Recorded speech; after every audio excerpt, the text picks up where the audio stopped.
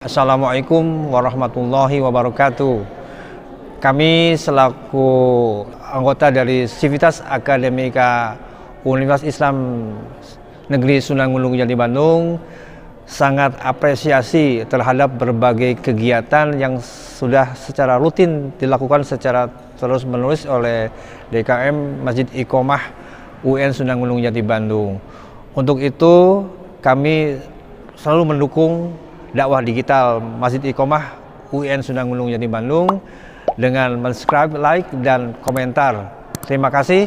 Assalamualaikum warahmatullahi wabarakatuh.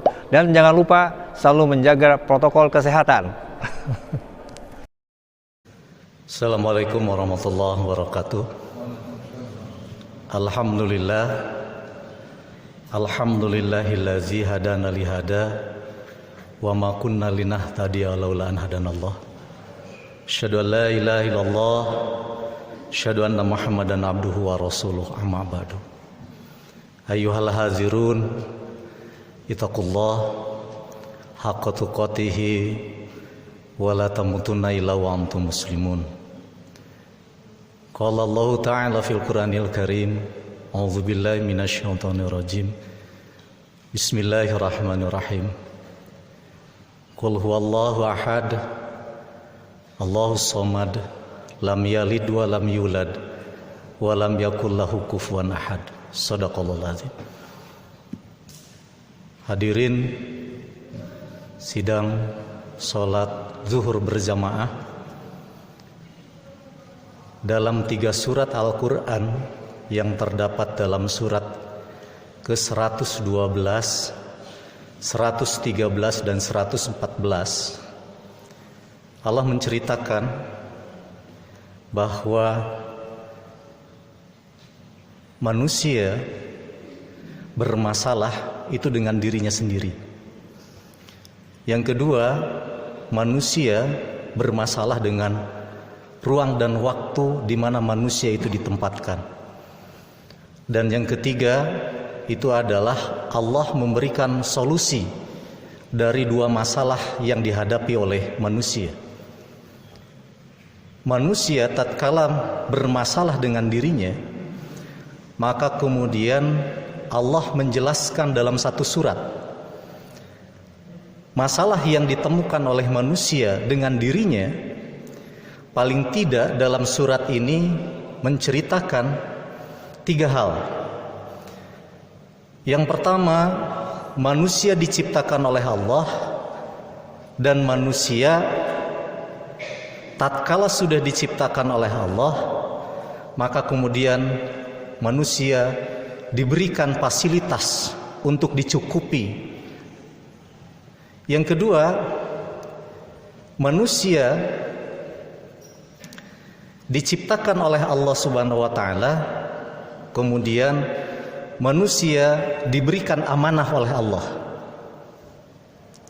Dan yang ketiga adalah manusia diurus oleh Allah, manusia diberikan fasilitas oleh Allah. Maka persoalan yang ketiga, lalu apa yang diberikan oleh manusia? Masalah manusia 3 hal ini diceritakan oleh Allah Subhanahu wa taala dalam surat An-Nas. Kalau kita urut ayat yang pertama, bunyinya adalah Qul a'udzu binnas. Manusia diciptakan oleh Allah, maka manusia juga diberikan diurus oleh Allah. Karena kita diciptakan oleh Allah, maka kemudian Allah pasti mengurus kita. Lalu pertanyaannya adalah kenapa kemudian Allah menyebutkan dengan kalimat Qul a'udzu? Hendaklah engkau berlindung birabbinas, kepada Rabb manusia. Berarti ada beberapa persoalan yang harus kita telusuri dalam diri kita. Ilustrasinya adalah bila kita diurus oleh seorang manusia yang kaya raya di muka bumi ini,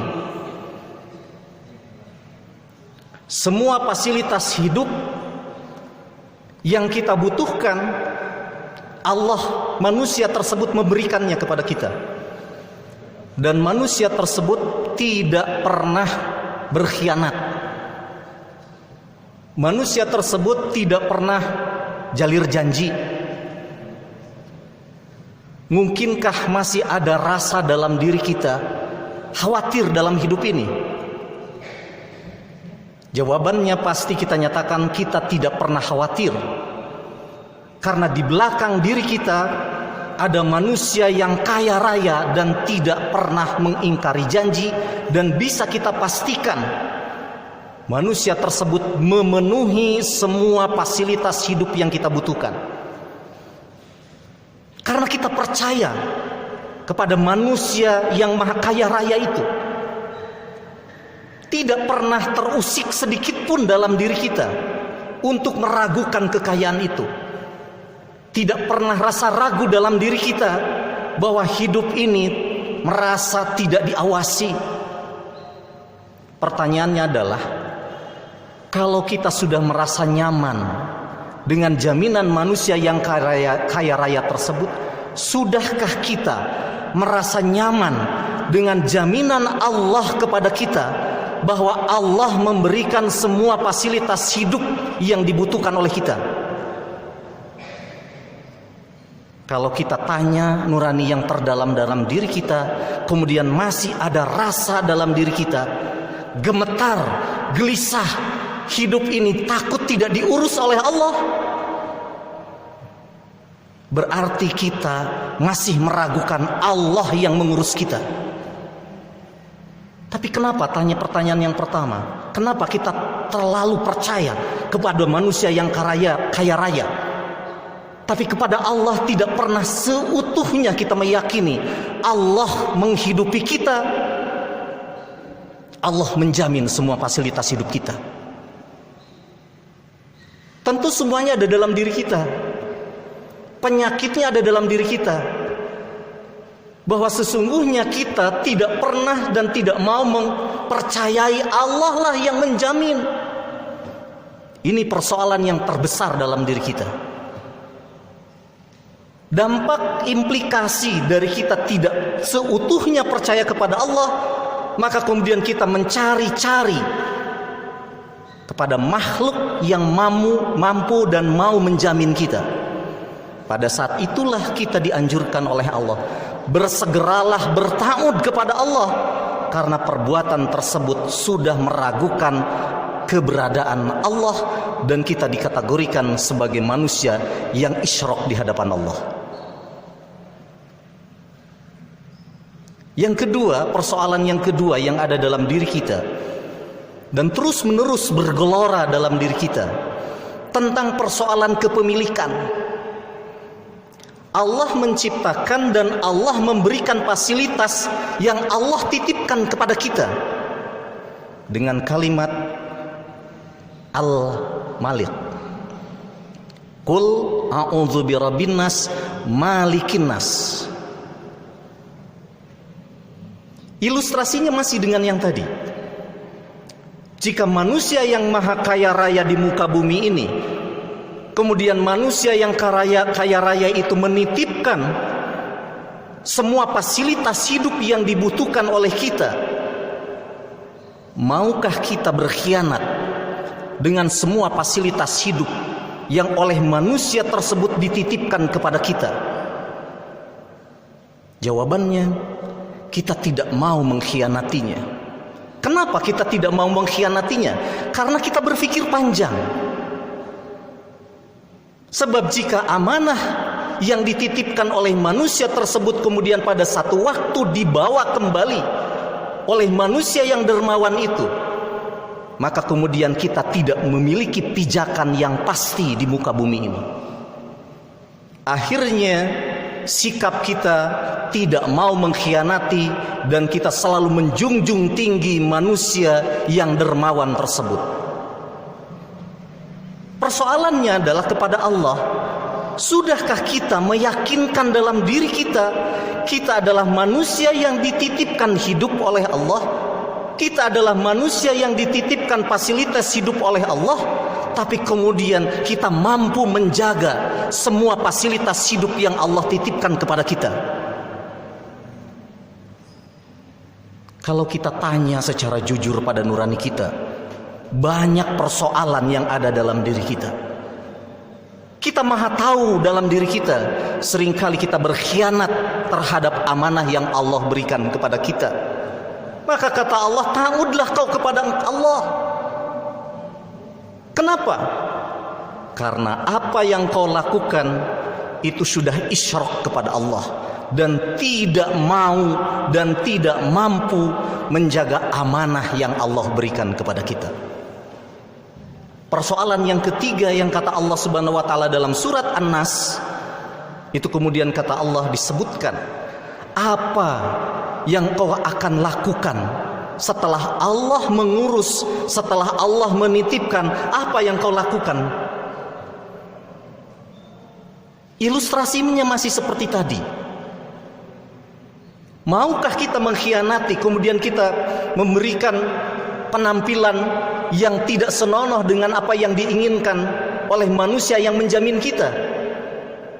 Jawabannya kita tidak mau. Kita tidak mau mengecewakan manusia tersebut, karena kita tahu diri bahwa manusia yang menjamin fasilitas kita itu adalah manusia yang betul-betul dengan ikhlas memberikan semua fasilitas hidup itu. Kita ungkapkan terima kasih kita kepada manusia tersebut. Kita puja dan kita puji manusia tersebut. Tapi dengan Allah, sudahkah kita mengetuk nurani kita? Sudahkah kita mampu mengetuk lisan kita? Sudahkah kita mampu mengetuk perilaku kita?